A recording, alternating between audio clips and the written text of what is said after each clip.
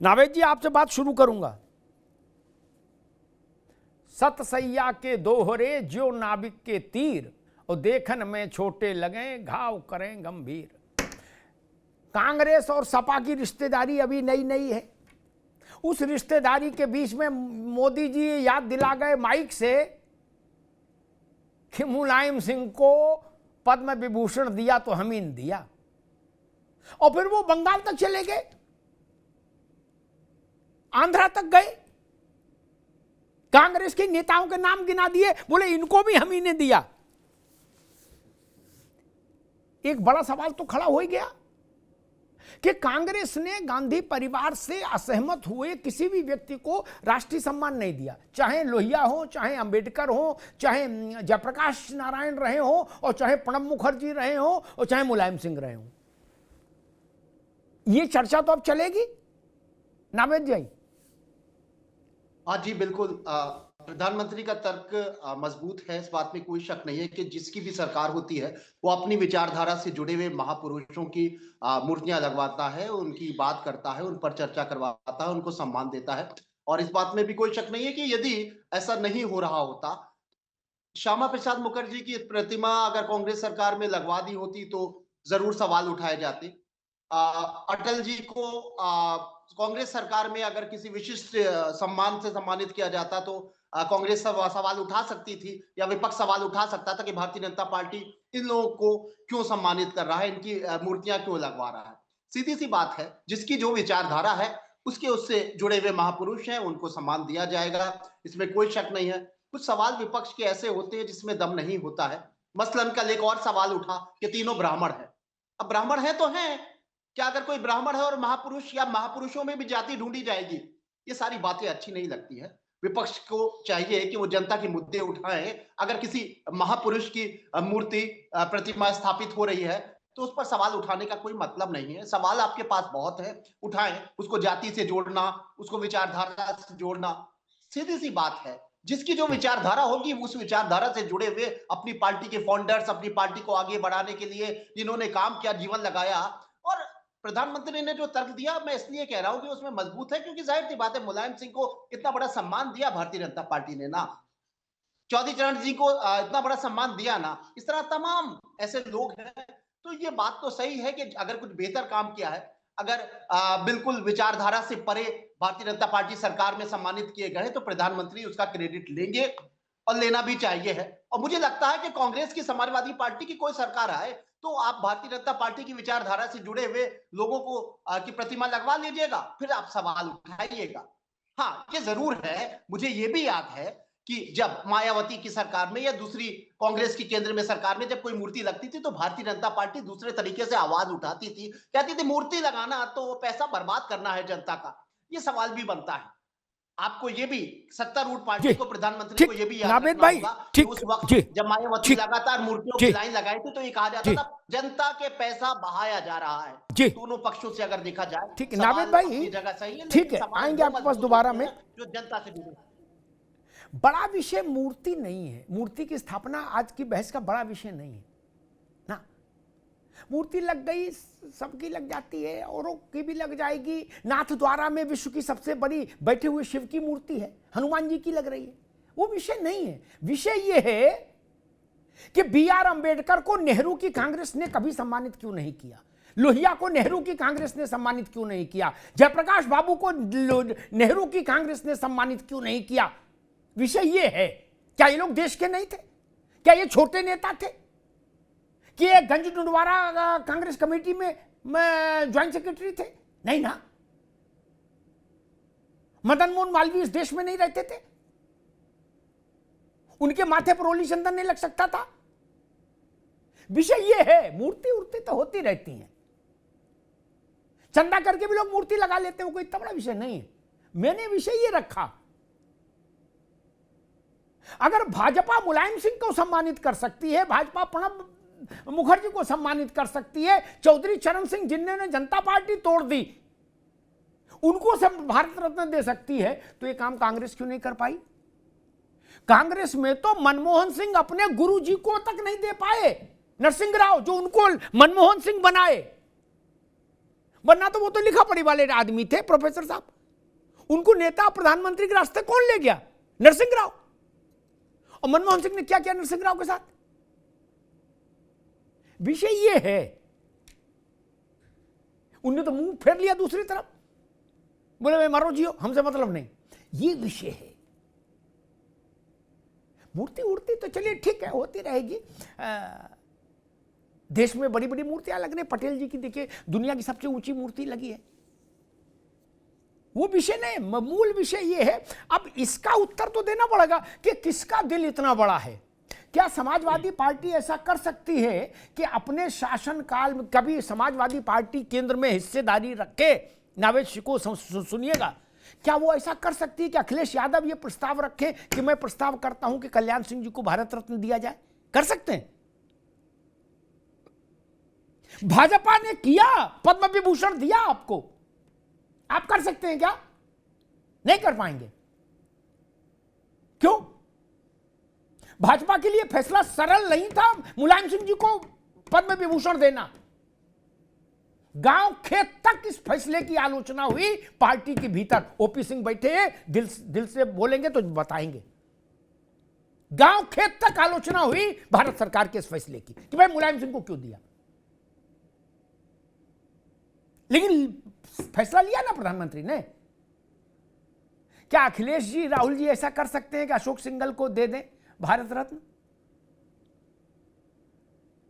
राज शर्मा साहब, प्रश्न वही है जी कि आपने आजादी की लड़ाई लड़ने वाले में भी जो आपके परिवार से सहमत नहीं हुआ, उसको किसी के माथे पर रोली चंदन कभी नहीं लगाया। कितनी बड़ी पर्सनालिटी रहा हो, अंबेडकर से बड़ा कौन होगा? बोले ना ये अपने वाले नहीं है, इन्हें दूर करो। अंबेडकर से शुरू करो, मुलायम सिंह तक आ जाओ। मुझे तो लग रहा है कि 2014 से पहले कुछ हुआ ही नहीं। जो भी किया, मैं भी सांस ले रहा हूँ, आप भी सांस ले रहे हैं, गिलास पकड़ पा रहे हैं। सांस तो सब अपने आप लेते हैं। मोदी जी के कारण हो रहा। सबसे बड़ा दिल अगर देखना है हमारी पार्टी के नेता और देश के पूर्व प्रधानमंत्री राजीव गांधी जी का देखिए। अरे जीते जी तो कोई पिताजी को पपीता नहीं खिलाता, जब एक्सपायर हो जाते हैं उसके बाद सरादों में पापा पपीता खाते थे, उन्हें खिला दो, पपीता दान दे दो। अरे राजीव गांधी ने तो जीते जी अटल बिहारी वाजपेयी साहब को जो सम्मान दे दिया, न भूतो न भविष्य थी, कभी कोई किसी को नहीं दे पाएगा। और याद रखिएगा जिस दिन राहुल, राज शर्मा साहब जरा सम्मान खोल दो। मुझे पता है, लेकिन आपके सीने से सुनूंगा। सम्मान खोल दो। अरे उनका इलाज कराने भेज दिया, उनको जीवित रखने के लिए प्रयत्न किया, ठीक, और इससे ज्यादा सम्मान। ठीक है, किसी की बीमारी को सोच के ठीक है राज शर्मा साहब, अपोजिशन का लीडर हो उनको भेज दे, क्या ये मोदी जी कर पाएंगे? ठीक है, अगर आज बता रहा हूं मैं, ठीक है, और आज भविष्य में देखिएगा। मैं आपको भी सुन रहा था दादा, कभी कभी सुन लिया करिए, बस सुन रहे भैया, बता रहा हूं। और भविष्य में अगर मोदी जी को कोई प्रॉब्लम होगी और राहुल गांधी जी प्रधानमंत्री होंगे, हम उनका इलाज अमेरिका, थाईलैंड, बैंकॉक जहां होना होगा वहां कराएंगे। अब आ जाइए मूर्ति की। अभी नावेद भाई ने एक बात, बैंकॉक में कौन सा इलाज हो रहा है? थाईलैंड में, थाईलैंड बैंकॉक में कौन सा इलाज हो रहा है? जिसका गजब कर रहे हो महाराज जी, बता वो सिचुएशन। अरे जब सिचुएशन इस मौसम में ऐसी बातें ना करो, ठंड के मौसम में ये बातें ना करो महाराज। पुराने आदमियों को बात कर रहे हो भाई। अब वो जहां उनका इलाज सही हो रहा होगा। अरे चाय आए ले, आप कहां भटक रहे हो? ठंड के मौसम में बता रहे बैंकॉक में इलाज कराएंगे, कैसी बातें कर रहे हैं? अच्छा, अब मैं आगे एक बात कहना चाहता हूं। देखिए, आप भारतीय जनता पार्टी के, ये आपका एक पात्र है, आपकी स्टोरी में एक पात्र है ननकू, उसके सिद्धांत हैं, उसकी आत्मा जिंदा है, लेकिन भारतीय जनता पार्टी के नेता और मेरे देश के प्रधानमंत्री की आत्मा में फर्क है। वो वही काम करते हैं बस। उनका कोई एक भाषण, आपसे ज्यादा तजुर्बा किसी को नहीं होगा। आप एक उनका भाषण बता दो, जब वो ये बोलते हो मैंने ये किया, मैंने रोजगार दिया, मैंने ये कर दिया, नहीं, बस वो रोते ही रहते हैं।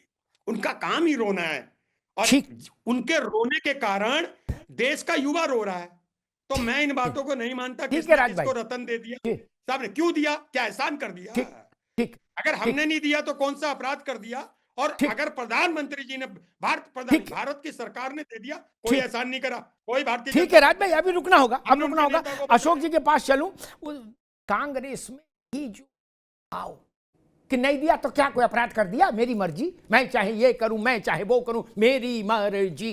ये जो भाव है ना कांग्रेस का कि मेरी मर्जी, मैं जमींदार हूं, मेरी मर्जी, तिलक लगाऊं नावेद के माथे पे चाहे न लगाऊं, ऐसे भगा दूं, कोई मुझसे पूछ सकता है? यही काम खराब है यार। एक बात राज भाई ने कही, उस पर टिप्पणी कर दूं। सामान्यतः मैं उस जेस्चर को अच्छा मानता हूं और अच्छी बात उसकी तारीफ करता हूं, राजीव गांधी वाले की एपिसोड की मुझे जानकारी है पूरी। लेकिन जब उसको इस टोन्स में कहा जाएगा कि जो हमने कर दिया कोई नहीं करता, नहीं मर जाते, ये गंदा टोन है, यह अस्वीकार्य टोन है। जिस वक्त राजीव गांधी प्रधानमंत्री बने थे उस वक्त पूरे विश्व में वाजपेयी जाने जाते थे, माने जाते थे। लिख लो मेरी बात दोनों, जाने भी जाते थे, माने भी जाते थे। भारत के अगर 2-4 नेता थे जिनको दुनिया में लोग जानते थे तो उसमें एक वाजपेयी थे। और उस वक्त पार्टी इतनी मजबूत थी कि वाजपेयी जी का इलाज करा ले। ये गलतफहमी में ना रहो कि मर जाते हम नहीं होते। गजब बात है यार। आपने खेत बेच के पैसा दिया था। राजीव गांधी ने अपनी घड़ी, अरे रुको भाई, राजीव गांधी ने अपनी घड़ी अंगूठी बेच के पैसा दिया था वाजपेयी जी के इलाज में, नहीं ना? मोदी जी ने बेच दी।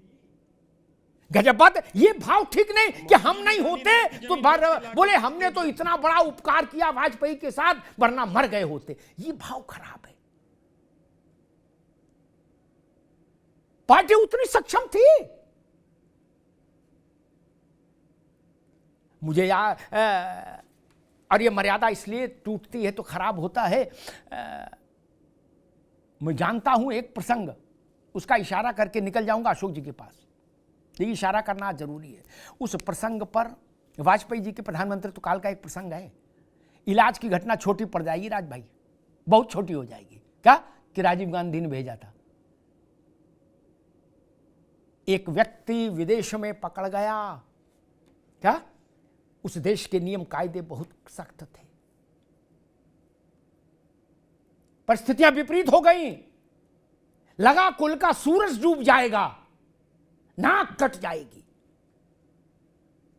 भारत के प्रधानमंत्री ने व्यक्तिगत हस्तक्षेप करके उस बालक को हिंदुस्तान लैंड कराया। मैं जानता हूं ओपी सिंह नहीं बोलेंगे इस पर, बोलना भी नहीं चाहिए। लोकतंत्र में इतना तो रहना चाहिए। ये कोई मैं बहुत गुप्त बात नहीं बता रहा, ये नावेद सिखों को भी पता होगी, आपको भी पता होगी, अशोक जी को भी और ओपी सिंह जी को भी। और मुझे फोन करिएगा, मैं पूरा वर्बेटम बता दूंगा किसने किसको फोन किया, फिर कौन सक्रिय हुआ, फिर क्या, पूरा बता दूंगा। कहा गया कि एक अनुरोध और है, अशोक जी आप भी सुन लो, एक अनुरोध और है, इसकी लिखा पढ़ी ना हो, क्योंकि लिखा पढ़ी 10-20 साल बाद भी वापस आ सकती है। कोई सुब्रमण्यम स्वामी टाइप पीछे पड़ जाए तो फोटोकॉपी निकाल लाएंगे। तो बोले चलो लिखा पढ़ी के बिना लाएंगे,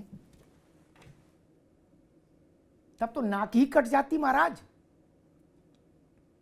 वाजपेयी का तो इलाज ही हुआ, यहां तो नाक ही कट जाती। नावेद को जोर डाल रहे हैं दिमाग पर कि मसला कहां का है। मुझे मैसेज करिएगा व्हाट्सएप पर, मैं पूरा डिटेल बता दूंगा, यहां बोलना ठीक नहीं है ना। लेकिन नाक कट जाती, सब कांग्रेस पार्टी कहीं खड़ी नहीं हो पाती। दूल्हा ही फंस जाए तो फिर क्या बारात और क्या घरात। इसलिए ऐसी बातें नहीं करना चाहिए। और उतने बड़े नेता के लिए ये कहना कि हमारी नेता की बदौलत जिंदा है, जिंदा आदमी अपनी आयु से रहता है, परमात्मा से की कृपा से रहता है, अपने आयु के योग से रहता है महाराज। कोई नेता कृपा करके किसी को जिंदा रखते हैं?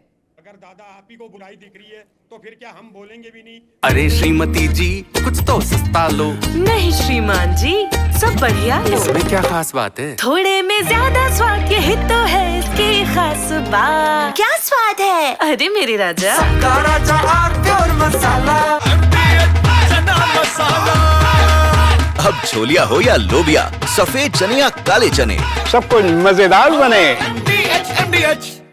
फिनिस्टा windows, beautiful and durable designs, installation से मेंटेनेंस की लाइफ लॉन्ग कस्टमर सर्विस। आपके घर में फिनिस्टा नहीं है तो कॉल कीजिए finer Finesta.